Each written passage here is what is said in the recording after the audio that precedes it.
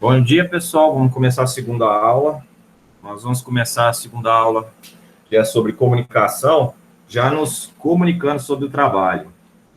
Fiz a correção do trabalho, percebi que muitos ficaram, assim, relativamente perdidos no que era para fazer, então eu melhorei a minha comunicação no Moodle com relação ao próximo trabalho. Então, após a aula, vocês já podem entrar no Moodle, já está lá, alguns já podem ter até visto. E eu espero que fique mais claro ainda o que é para fazer para essa semana no horário da atividade assíncrona. E para esta atividade síncrona, nós vamos falar de comunicação, mas é uma comunicação muito específica, comunicação específica à engenharia, ao que se espera do engenheiro. Muitas pessoas entram no curso de engenharia pensando, estou livre de português, estou livre de redação, estou livre. Não, é muito pelo contrário.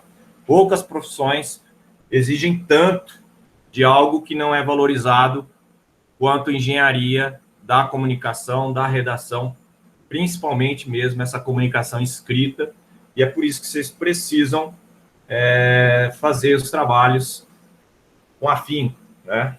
Com muita dedicação. Assim como na aula passada, para aqueles que não estiveram presentes e nem assistiram, à medida que eu passo o slide, há uma oportunidade para se inscrever no chat, que eu vou estar olhando, para que todos possam tirar suas dúvidas ao longo da aula. Então, vamos iniciar aqui o objetivo da aula de hoje, ou os, né? Os objetivos. Então, primeira coisa é entender a parte de comunicação em termos de significado. O que quer dizer? Nós vamos, então, ler algumas definições e conversarmos a respeito, para que comunicação fique bem claro do que se trata. Obviamente, com foco na comunicação na engenharia. Depois, nós iremos definir a principal comunicação utilizada por engenheiros, que é a comunicação interpessoal, entre pessoas. Então, chegaremos à comunicação científica, que são os trabalhos desenvolvidos, principalmente trabalhos científicos, que é diferente de um trabalho acadêmico, falaremos sobre isso. E, por fim, a comunicação tecnológica, e não confunda aqui, e, por favor, prestem atenção nesse detalhe, porque envolve o trabalho, não confunda comunicação tecnológica com tecnologia na comunicação. Nós não estamos falando de tecnologia na comunicação, nós estamos falando de comunicação tecnológica na engenharia. Aqui, neste último item, sim, é o principal foco da aula de hoje, que é a comunicação realmente na engenharia, comunicação tecnológica para a engenharia. Então, vamos começar aí, porque aí vai sobrar mais tempo para discutirmos a respeito. Só que antes, como a gente está falando em comunicação, e nos trabalhos que eu li, eu vi muita gente preocupada em escrever bonito e escrever sobre eficiência, eficácia, eficiente, eficaz, mas encontrei, sei lá, para mim estava com aplicação equivocada as palavras, às vezes até trocadas. Então, vamos tentar, através da comunicação escrita, explicar, lembrem de novo, explicar, diferente de ensinar. Vamos tentar explicar o que é ser eficaz. Vamos lá. Bom ou ideal.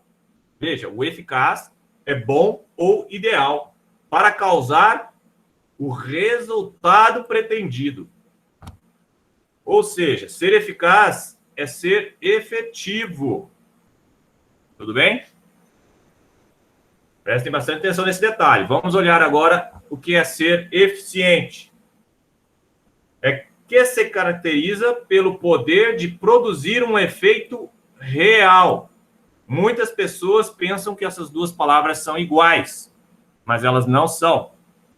Eu gostaria agora que alguém corajoso abrisse seu áudio para participar e deixar essa aula menos monólogo. Vamos ver. Alguém corajoso aí, que leu a explicação, a definição que a gente tirou de um dicionário e veio para nos ajudar. Eu entendi a diferença é essa. Alguém tem alguma colaboração aí? Professor, Pela pesquisa que eu fiz, eu achei uma questão muito interessante, que diz que ser eficiente é fazer certo as coisas, ser eficaz é fazer as coisas certas. Eu achei isso bem explicativo. Tá, mas ela pode até ser verdade, eu até concordo, desde que realmente entendeu, porque está muito simples, entendeu? Eu queria, assim, você entendeu o que disso? Você consegue pôr em exemplo prático?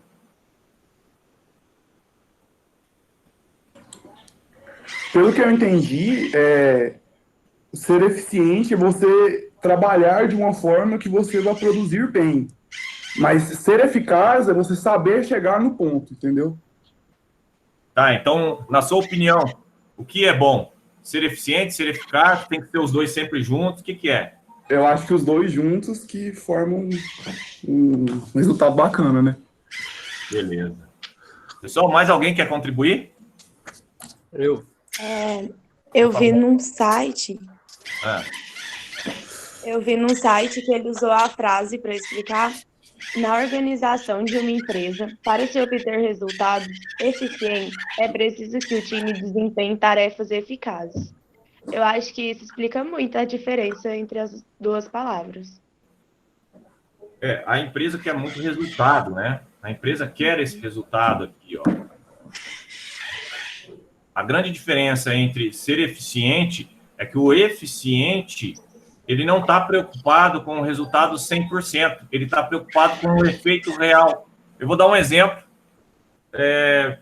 bem simples, vamos ver se resolve para vocês. Vamos supor que vocês estejam em casa, e é uma semana difícil, né, de pandemia, uma hipótese, né? Uma semana difícil de pandemia, né?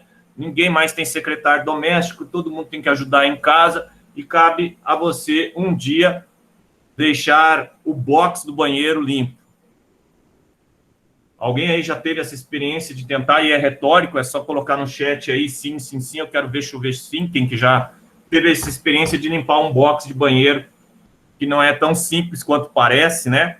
Mas tem aquela sujeira que parece que nunca sai, você esfrega e não muda, esfrega e não muda. Se você for eficiente, você entra no box, lava o box em 10, 15 minutos, sai do box, ele está limpo, higienizado, mas ele continua com aquele lodinho, ele continua com aqueles problemas.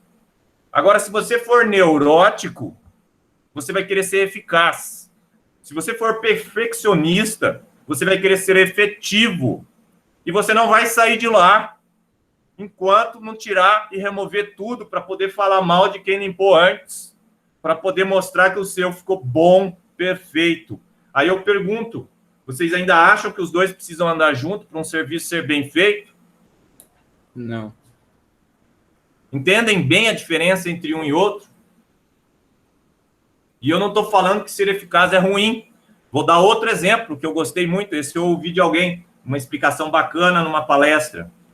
Ele deu o seguinte exemplo: você contrata um funcionário, você é síndico de um prédio e contrata um funcionário para cuidar do jardim e fala para ele: você jamais deve deixar de aguar as plantas do meu jardim, eu não quero que nenhuma planta dessa morra, nós queremos que você só fique responsável por cuidar do jardim, então você vai aguar o jardim todos os dias. O cara, beleza, entendi minha função, não vou perder esse emprego. E aí ele começa a cuidar do jardim, aguando o jardim todos os dias. Um dia, chega o síndico entrando, fechando o seu guarda-chuva e passando pelo corredor e pega o funcionário aguando o jardim. O que vocês acharam disso? Jardim a céu aberto. Ele foi eficaz? Ele foi eficiente? Qual dos dois que ele foi? Com certeza ele não foi os dois. Qual que ele foi? O funcionário aguando um jardim a céu aberto em pleno dia de chuva. Eficaz? Eficaz. Ele pegou aquele resultado, eu tenho que aguar todo dia.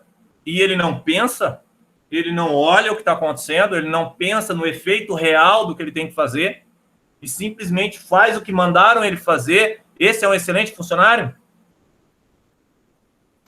Não. Não, Esse é um excelente engenheiro? Não. não. Ou ele muda a crença dele, ou ele vai ser eficaz e demitido todo santo mês. Entendeu? Professor, Sim? então ser eficaz é uma coisa ruim? Não. É que ser eficaz sem pensar na eficiência é uma coisa ruim. Entendeu? Nessa colocação ficou melhor. É porque muita gente acha que os dois precisam andar junto. Depende do grau da eficácia que a pessoa coloca. Se ela se preocupa com esse resultado aqui de forma absurda, ela vai destruir o meio ambiente para conseguir o que ela quer. Você entendeu? Ela vai acabar com os recursos, vai gastar dinheiro e vai ser algo improdutivo ou impróprio. Entendeu? Sim. Porque o foco está muito no resultado perfeito. A eficácia vai trazer a perfeição. A eficiência vai trazer o bom senso, porque eu estou preocupado com algo real. Veja, a planta não vai morrer de sede aquele dia. Veja, eu não vou ficar doente naquele banheiro com aquele pouco resíduo que sobrou, porque aquilo lá está higienizado. É diferente de um banheiro sujo. Tem gente que olha o encardido, o cara está com uma roupa encardida. Poxa, você não sabe com o que ele trabalha. Ele está com uma roupa encardida, mas a roupa está limpa? É bem diferente. O meu filho vive com uma roupa pintada e estragada. Ele adora passar tinta na roupa. Eu não vou ficar esfregando a roupa até sair a tinta. Quase impossível tirar a tinta. Eu não vou acabar com os recursos, acabar com a água do planeta, acabar com todo o sabão do mundo para tentar fazer a roupa dele ficar nova. Não tem sentido ser eficaz ali. Então, percebam que eficácia e eficiência são amigas. São palavras amigas, elas precisam andar junto. Mas você tem que ter bom senso para ver o momento de parar e observar se o efeito real do pretendido no resultado foi atingido ou não. O que é o engenheiro mesmo lá atrás, na aula da semana passada? Aquele que faz com $1 o que outros fariam com 2. Então, um engenheiro tem um bom senso muito alto na hora da produção, na linha de produção.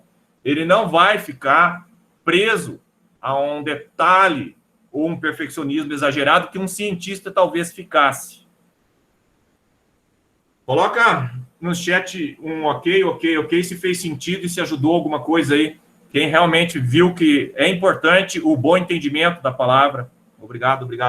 Então, eu vou considerar que foi aprendido, passei para frente. Quem tiver pergunta, manifeste, que nós vamos falar de algo parecido com aquilo. Agora eu vou falar de duas palavras que eu gosto muito, porque eu sou da área de instrumentação.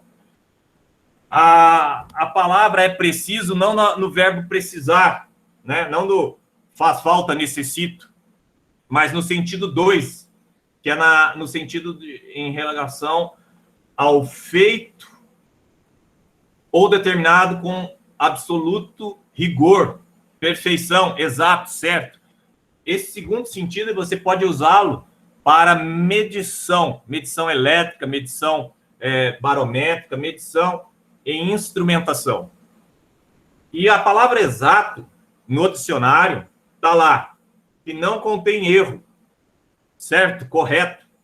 Ele é relação a valor, a dívida, a monetário, esse sentido. E tem o segundo sentido que é relacionado também à medida, com grande rigor, precisão.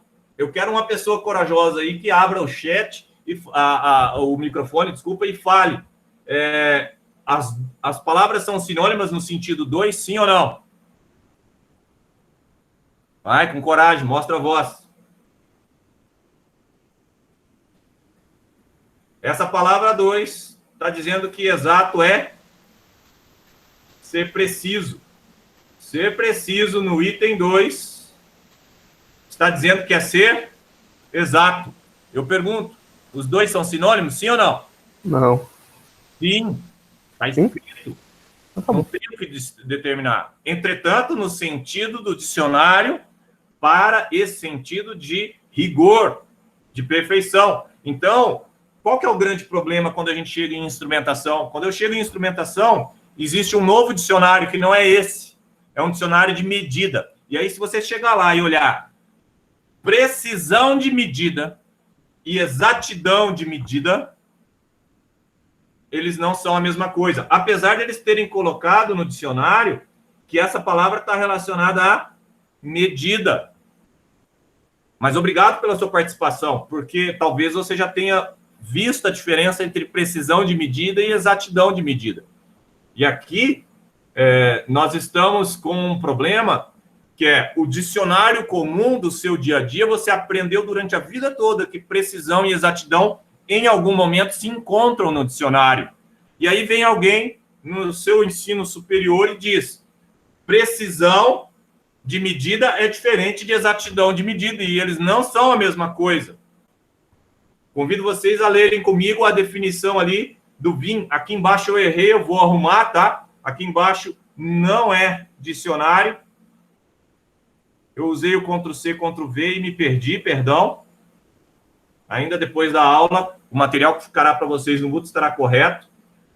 Aqui é VIM, tá? Então, no VIM, o que diz precisão de medida? Grau de concordância entre indicações ou valores medidos, obtidos por medições repetidas no mesmo objeto ou em objetos similares, sob condições específicas. Aqui, condições específicas, entenda que são condições específicas parecidas. Eu não posso ir medir a massa de uma pessoa na beira da praia e depois ir lá para o Monte Everest e medir a massa da pessoa. Não são condições específicas para a mesma medição, buscando uma precisão em um equipamento de medida, no caso, uma balança. Ok? Então, o que quer dizer mesmo? Graus de concordância, medições repetidas. Essa é a precisão, medições repetidas. Vamos ler exatidão de medida. Grau de concordância de um valor medido e um valor verdadeiro. Mudou bastante aqui, tá? Tem valor medido? Tem valor medido. Tá vendo lá o valor medido em cima? Tá vendo aqui valor medido. Só que agora a concordância não é mais entre valores medidos, mas a concordância é entre um valor medido e um valor verdadeiro. O valor verdadeiro está lá definido no VIM, é o valor padrão, é o valor real, é o mais próximo que você consegue do verdadeiro mesmo, da verdade. De um mensurando. Mensurando é um objeto que está sob calibração, tá? Não vem ao caso. Mas observem o seguinte: exatidão, eu estou concordando, ou seja, o meu valor medido concorda com o valor verdadeiro. Precisão, o meu valor medido concorda com outros valores medidos. Conseguem enxergar a diferença? Coloca sim aí, sim. Tá todo mundo entendendo a diferença? Beleza. Então eu vou fazer uma pergunta e eu quero um corajoso aí. Qual é melhor?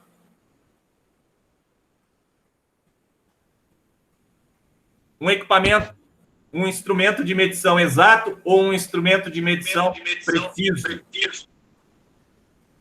Professor, eu acho que depende mais do que você quer. Eu acho também que pode precisar dos dois. Tá, vamos a... Você quer exatidão ou você quer precisão no seu circuito, por exemplo? Entendeu? Acho que depende. Por exemplo, se você vai fazer um circuito que você vai precisar de medidas exatas, aí você vai precisar de exatidão. Certo. Mas se você quer alguma coisa só para que seja preciso, aí você usa mais a precisão. Muito Eu bem. posso estar errado. Pode. Quem que ia falar disso também? Quem que falou aí que depende, ou dos dois? Por favor, fale de novo, sua ideia completa. Eu falei, mas eu tô tentando explicar, mas eu não tô conseguindo formar uma explicação. Beleza. Eu vou fazer o seguinte, eu vou fazer uma explicação. O que quer dizer um valor medido? Observa que eu grifei algumas palavras e essas palavras são definidas no VIM, tá? Isso aqui é definido no VIM. Então fica muito difícil se você não conhece a definição do dicionário que você está usando, que é o VIM. Quem não sabe o que é VIM, levanta a mão. Tô brincando, fala aí eu. Se um aparecer, eu tenho que explicar. Todo mundo sabe. Pronto. Então, V, vocabulário.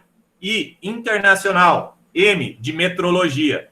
Então, foi padronizado um vocabulário internacional de metrologia para que as pessoas da área de instrumentação e metrologia pudessem conversar entre si no mundo inteiro.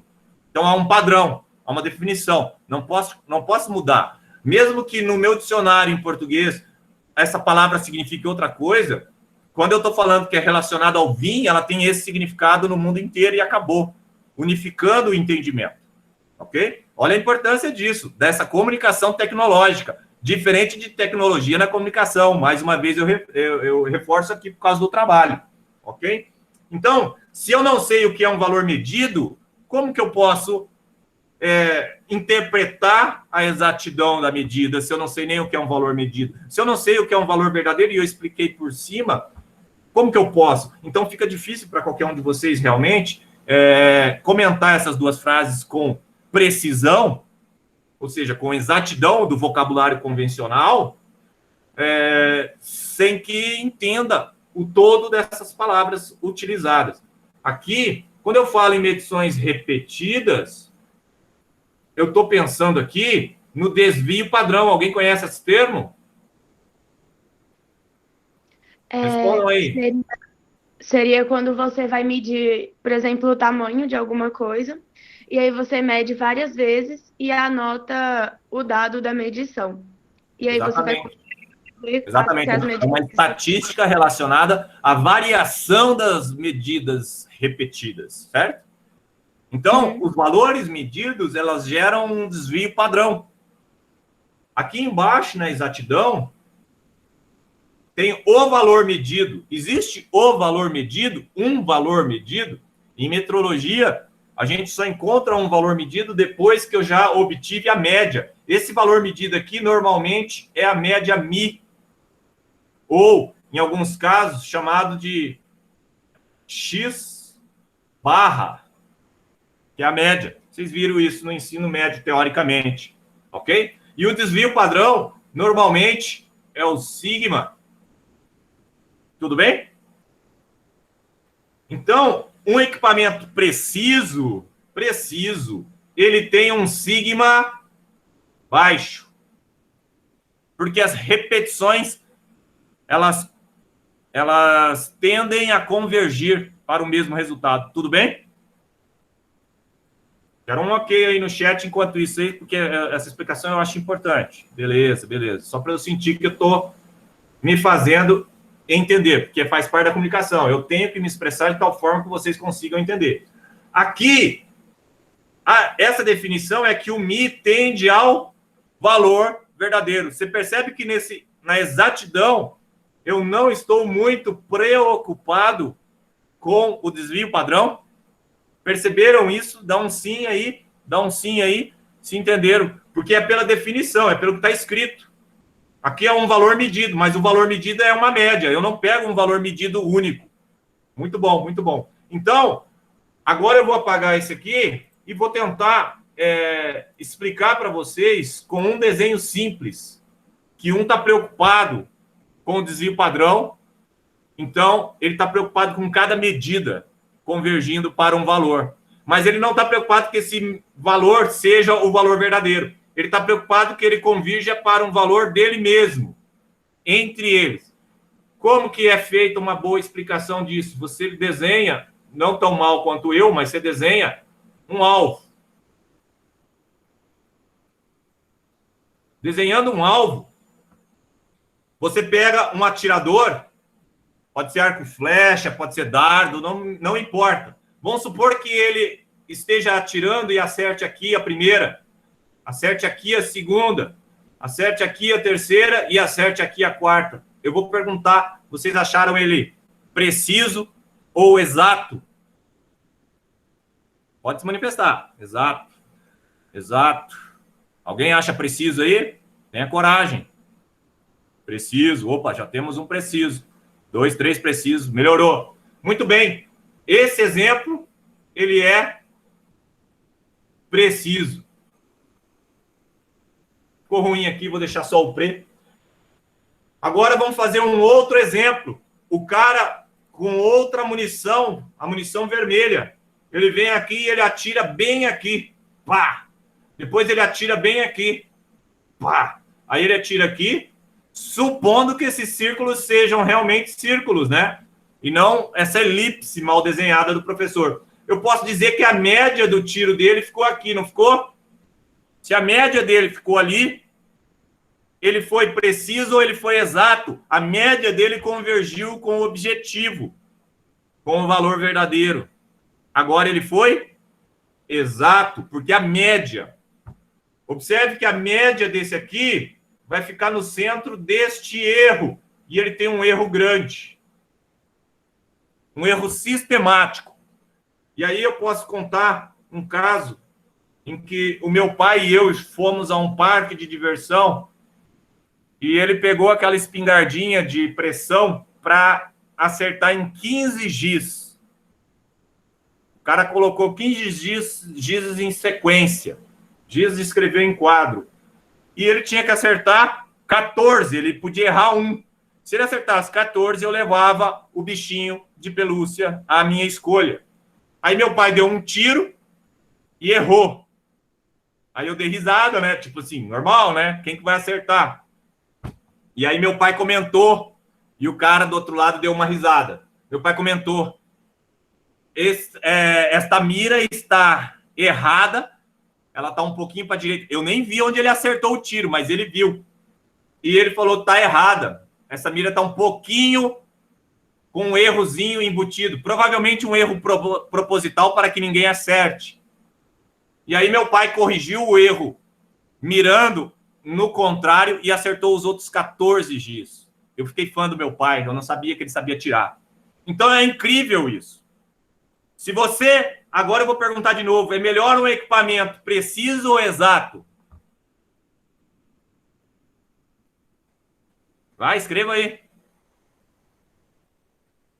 Exatamente, equipamento preciso. Porque o equipamento preciso, você corrige o erro sistemático dele. O equipamento exato tem um desvio padrão alto e não tem conserto um desvio padrão alto. Todo mundo percebeu isso? Quem não entendeu ainda esse raciocínio, que é diferenciar a precisão da exatidão, coloca no chat que eu tento falar de outra forma, tento explicar de outra maneira. Felipe, você consegue fazer uma pergunta específica do que você não entendeu? Só para me ajudar?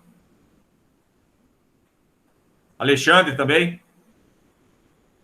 Ah, tá. Só vou repetir o que eu falei. Um equipamento preciso, ele tem um desvio padrão baixo. A média dele vai convergir para os resultados que ele mede.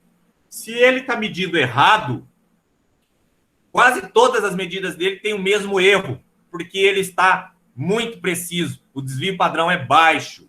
Ele varia pouco entre as leituras. A repetição dele é constante. Então, eu posso analisar esse erro, que é chamado de erro sistemático ou tendência, e zerar esse erro através de algum efeito de cálculo, de circuito, de alguma coisa em que o equipamento passa a acertar, ou de ganho, e etc. Então, um equipamento preciso tem fácil correção, como a tara de uma balança, muito bem colocado. Uma balança sempre ela é precisa, você só precisa ajustar a tara, quase que diariamente ou antes do uso, e aí ela sempre vai voltar a medir corretamente. Já um equipamento de exatidão boa, mas não boa precisão, ele tem um desvio padrão alto. Ele pode até, na média, medir certo. Só que aquela medida que eu fiz naquela hora, eu não sei quão errado foi. Eu tenho que fazer 10, 20 medidas para convergir. Então, e ela não tem correção. O desvio padrão sempre será alto, que será um erro que eu vou ter que carregar como verdadeiro. Aquele erro vai existir. E eu não consigo zerar o erro. Eu não consigo ajustar o erro de um equipamento que é exato, mas não preciso. Obviamente, o perfeito é, eu tenho um equipamento preciso e exato. Paga mais, você vai conseguir esse equipamento. Na medida que eu não posso ter os dois, eu sempre tenho que optar pela precisão. Vamos ver lá, um torno CNC seria um bom exemplo de precisão? Eu até poderia comentar, Alexandre, se eu conhecesse um torno. Infelizmente, não é da minha praia. mas um professor da área de mecânica, assim que você encontrar com ele, você questiona, por favor, e depois traga para mim este conhecimento. Quando alguém me perguntar, eu vou saber. Ou então pesquisamos, né, no pai da sabedoria atualmente, que é o Google hoje. A gente põe no Google e pergunta se é um caso de precisão. Outro exemplo bacana é aquele médico que fez uma cirurgia de extrema precisão e o corte preciso, não deixou cicatriz e tal, mas depois foi constatado que ele errou o tornozelo, que era para fazer a cirurgia, ele fez no pé bom. Vocês podem até rir aí, mas isso aconteceu e mais de uma vez. O equipamento não foi exato. O que não foi exato? A comunicação. O que estava escrito, qual que era o pé, não ficou claro que era o direito ou o esquerdo, ou então a pessoa que escreveu estava numa posição, viu o direito de um jeito, escreveu esquerdo e etc. Não é para rir, isso aí é horrível. Nós temos que ter perfeição na comunicação, principalmente na comunicação tecnológica, médico e enfermeira. Então, isso já aconteceu mais de uma vez, e o médico, por às vezes um lapso de comunicação, ele perde o diploma dele e nunca mais pode trabalhar. Então, tem que prestar bastante atenção, isso também pode acontecer com o engenheiro. Eu posso passar o slide? Alguém quer falar mais? Ok, estou passando o slide. Finalmente, vamos começar a aula de hoje, né? Depois de tantos minutos aí, nós vamos começar a aula de hoje. Mas hoje a aula é curta. Nós temos poucos slides. Primeiro, nós temos que ver o que é comunicação. Comunicação no dicionário. Você tem esse dicionário online aí, que é o significados.com.br, de onde eu tirei comunicação, é uma palavra derivada de comunicare. Comunicare, pessoal, vem do latim, como sempre, né? Significa partilhar, participar de algo, tornar comum algo. Mas eu não gostei muito desse daqui, eu gosto do simples, sabe? Simples é melhor?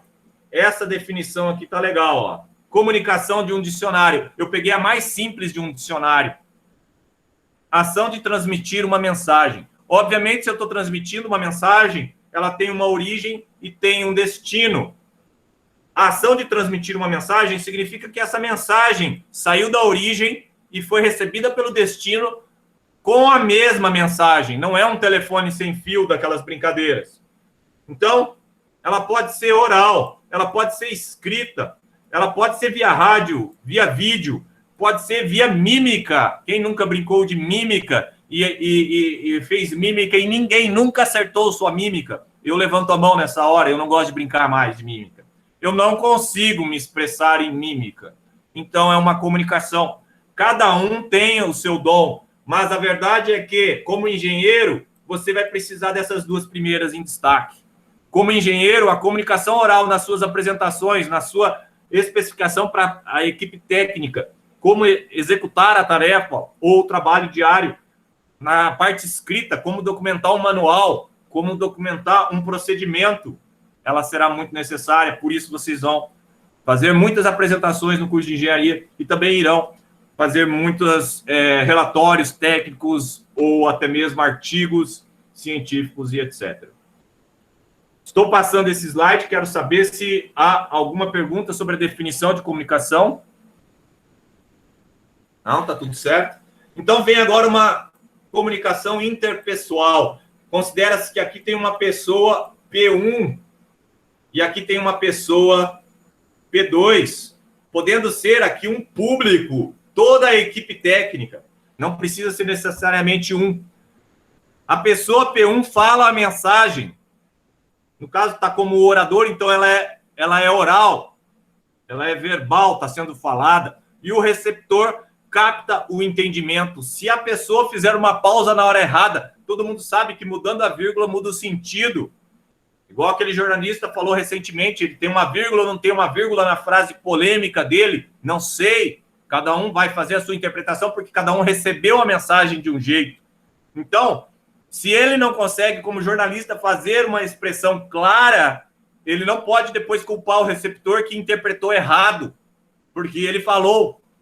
Então, a sua mensagem tem que sair clara para que seja um entendimento a mensagem, uma mensagem, não duas, não três, ok? É uma. Agora, como corrigir isso? E a comunicação interpessoal falha nisso. A comunicação interpessoal esquece de pedir feedback. Em itálico, porque é uma palavra emprestada, muito usada na engenharia, que quer dizer retorno. Quer dizer acknowledge, que quer dizer você captou a mensagem.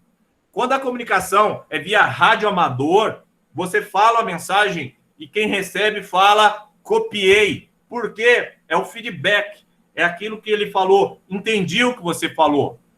Então, uma comunicação bem feita é essa comunicação em que você fala e o receptor demonstra que entendeu aquilo que você quis falar, não aquilo que você realmente falou. Porque, às vezes, você falando, a pessoa interpreta outra mensagem, podendo ela causar um dano, um acidente de trabalho, ou mesmo amputar o pé errado de um paciente. Então, é importante o feedback. Se aqueles médicos que operaram o membro errado tivessem a humildade de buscar um feedback, ter certeza que, entendeu? Feedback envolve humildade. Eu não sou o dono da verdade. Se eu falei, posso ter sido interpretado errado. O enfermeiro anotou errado, colocou errado, e no dia da cirurgia eu peguei o que o enfermeiro anotou e fiz errado. Então, a humildade ajuda nesse feedback. As duas pessoas precisam ser humildes. O orador, saber que não sabe colocar uma frase em perfeição, e o receptor ter a intenção de que ele pode não estar percebendo da forma certa aquela mensagem. Então, isso é importante. Estou passando da comunicação interpessoal para a científica. Quem tem alguma colocação, fale agora. Nada no chat. Vamos continuar, então. Então, o que é uma científica? A científica normalmente é feita por posters, né? Publicações, artigos, teses, dissertações, seminários. Ou seja, é algo preocupado de passar toda a informação que importa, sem rodeios, tá? Uma comunicação científica, ela registra um trabalho e permite que o mesmo seja estudado, aprimorado, evoluído, conhecido por gerações futuras. E é graças a esse tipo de publicação que a gente está evoluindo na ciência e até mesmo na engenharia. Esse texto eu tirei deste link, esse link está disponível no slide, vai estar disponível para vocês. Eu sugiro a leitura desse artigo, que eu achei bem interessante, tá? Então, fica a dica aí. Essa é a comunicação científica. Mas e a tecnológica, né? A tecnológica, a da engenharia. A da engenharia, olha só, ela precisa ser precisa. A precisa do dicionário comum, não é do VIM, a correta. Ela precisa ser exata. A pessoa não pode entender algo diferente, ela não pode fazer interpretações como nós fazemos muitas vezes das leis. A lei permite ou não permite? Cada advogado defende uma tese e faz uma interpretação. As leis não são precisas. É um erro isso, elas tinham que ser precisas. Não cabe interpretação. E aí ninguém cometeria crime, né? Seria um mundo perfeito, porque as leis são precisas. Ela precisa ser breve. Olha o tamanho da nossa Constituição. Deus me livre de ler aquilo, não é? Nós, da nossa área, não gostamos de saber o que nós temos de deveres ou direitos, porque é muito longa. Ela precisa ser objetiva, direta e sem rodeios. Esse rodeio aí é ficar enfeitando. Quando você lê um livro bacana, escrito, ele detalha como que está a floresta, ele detalha como estão vestidas as pessoas, mas numa comunicação tecnológica isso não é interessante. Eu não tenho que detalhar coisas que não são importantes, eu tenho que ser objetivo, eu tenho que ser preciso, eu tenho que ser claro. Aqui, clareza, claro. A comunicação ela é clara, sem dupla interpretação. O que eu falei só pode ser entendido que é o que eu falei. E aí, para finalizar, ela tem que ser de fácil entendimento. Evite usar palavras que compliquem. É muito lindo na lei usar aquelas palavras que só quem decorou o dicionário, consegue. A pessoa no dia a dia não vai estar com o dicionário para ler a lei, e aí ela não sabe que ela está cometendo um crime. O advogado, para aparecer, gosta de falar difícil. O médico, para aparecer, vai falar difícil. Na engenharia, a gente fala fácil. A gente fala de fácil entendimento. O peão de fábrica vai entender o que a gente fala. A gente não quer aparecer. A gente não quer impressionar. Quem está comigo, dá um ok aí. Faz sentido ou não faz? É isso mesmo, não é? Menos é mais na engenharia. Menos é mais. Guarde isso, faça seu trabalho simples, faça seu trabalho claro. Explique com clareza, seja breve. Não tome tempo de outro engenheiro, ele está ocupado. Ok?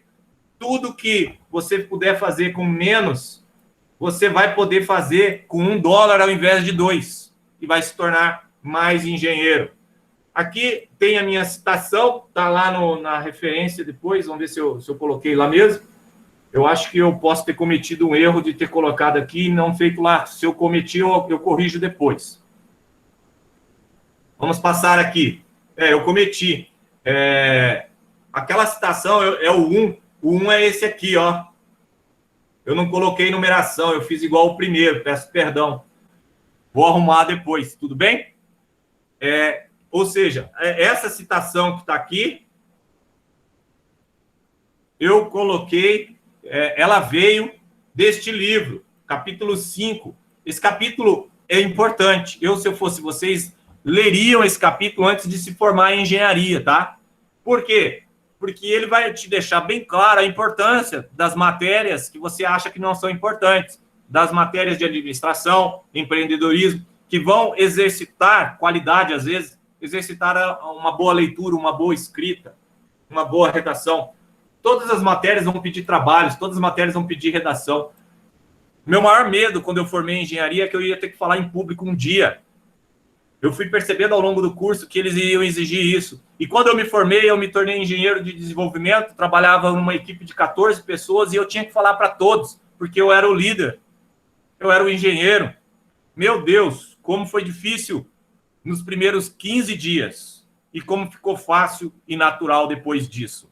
Então, se você tem um medo, se você tem um receio, você vai superar. A área técnica vai te dar o apoio, porque se você sabe sobre o assunto, você perde o medo de falar sobre ele. Entretanto, tem que aprender a buscar as palavras certas, colocar as vírgulas no lugar certo, não enfeitar, menos é mais, ser claro. Nossa aula chegou aos 43 minutos de apresentação. Uma pequena pausa para reflexão, uma pequena pausa para falar também sobre o trabalho de comunicação. Alguém quer comentar? Alguém quer falar primeiro?